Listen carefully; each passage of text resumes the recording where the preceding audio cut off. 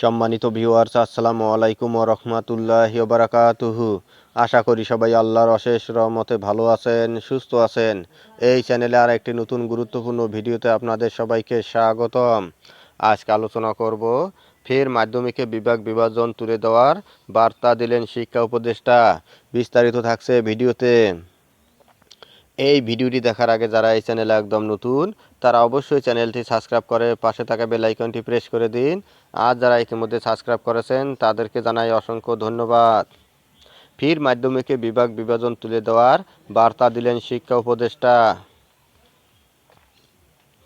নবম ও দশম শ্রেণীতে উচ্চতর গণিত ও উচ্চতর বিজ্ঞান আবশ্যিক রেখে অন্যান্য বিষয় ঐচ্ছিক করে দেওয়া হবে পরবর্তী লক্ষ্য, বলেন তিনি।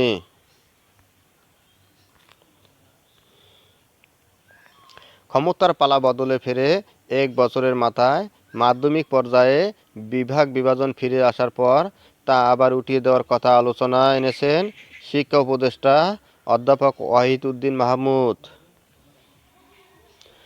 তিনি নিজে নবম শ্রেণীতে মানবিক ব্যবসা ও বিজ্ঞান বিভাজন রাখার বিরোধী হলেও বিভাগ বিভাজন উঠিয়ে দেওয়া সমালোচনার সৃষ্টি হতে পারে বলে মন্তব্য করেছেন তিনি।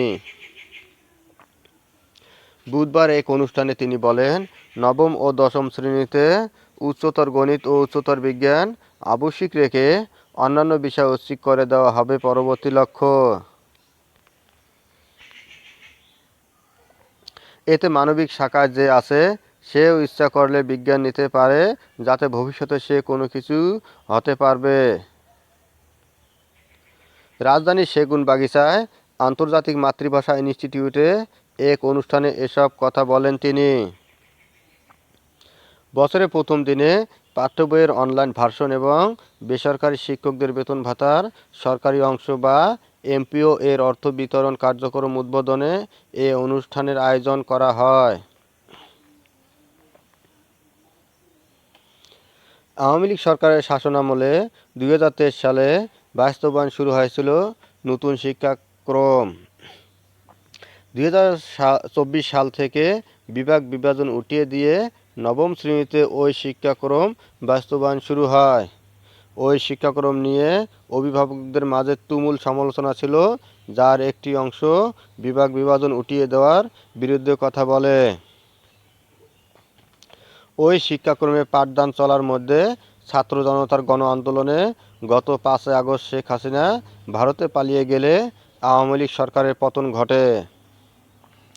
৩ দিন পর নোবেল বিজয়ী মোহাম্মদ ইউনূসের নেতৃত্বে গঠিত হয় অন্তর্বর্তীকালীন সরকার।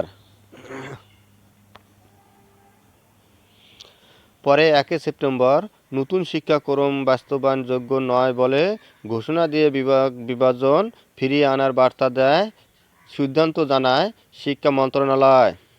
পরে নতুন শিক্ষাক্রম বাতিল করা হয়। ২০১২ সালের শিক্ষাক্রমের বই পরিমার্জন করে শিক্ষার্থীদের দেওয়ার ঘোষণাও দেওয়া হয় তখন।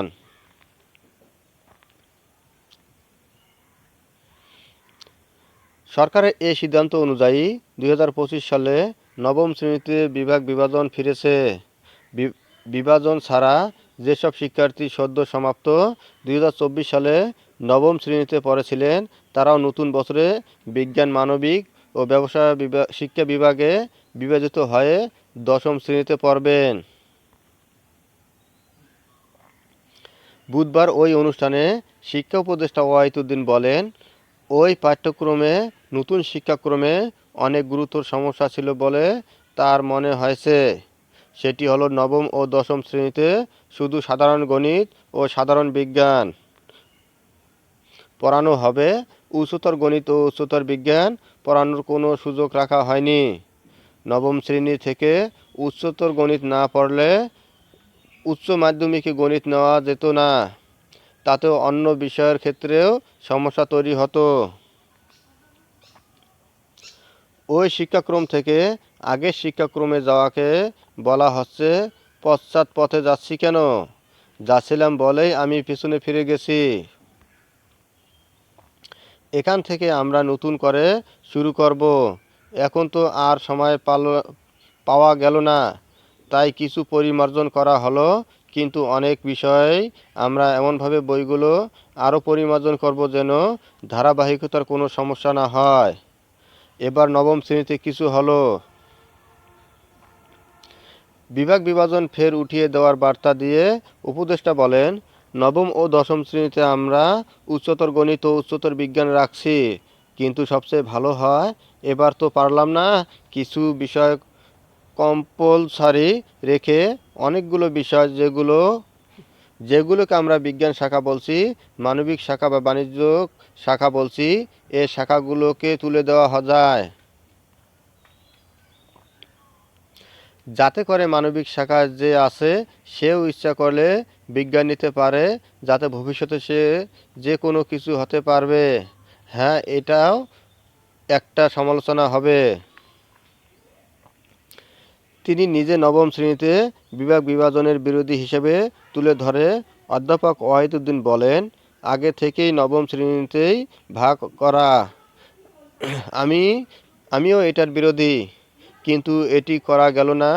এতগুলো বিষয় আছে, এগুলো সবকে ঐচ্ছিক করে দিলে রুটিনের সমস্যা হবে, আর আমাদের স্কুল ঘরের সংকট হবে।